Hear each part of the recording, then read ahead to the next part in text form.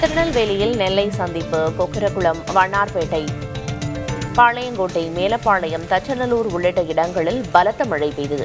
இடி மின்னலுடன் மழை பெய்ததில் சில இடங்களில் மின்தடையும் ஏற்பட்டது. இதேபோல் மாவட்டத்தின் பல்வேறு இடங்களில் பரவலாக மழை பெய்தது.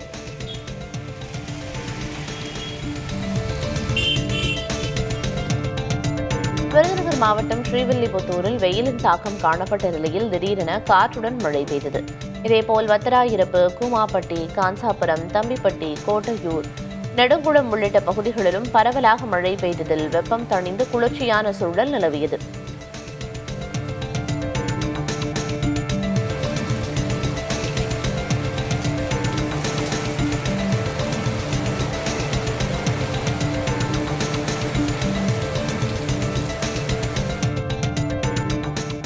திருப்பூர் மாவட்டம் உடுமலையில் 3 மணி நேரத்திற்கும் மேலாக கனமழை பெய்தது.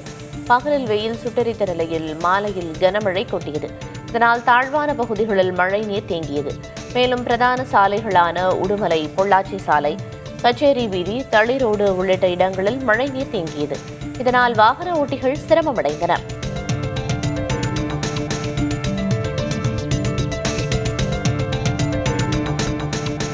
குமரி மலையோர பகுதிகளில் மழை பெய்த நிலையில் சாலை சிறிய நீரோடையாக மாறியது.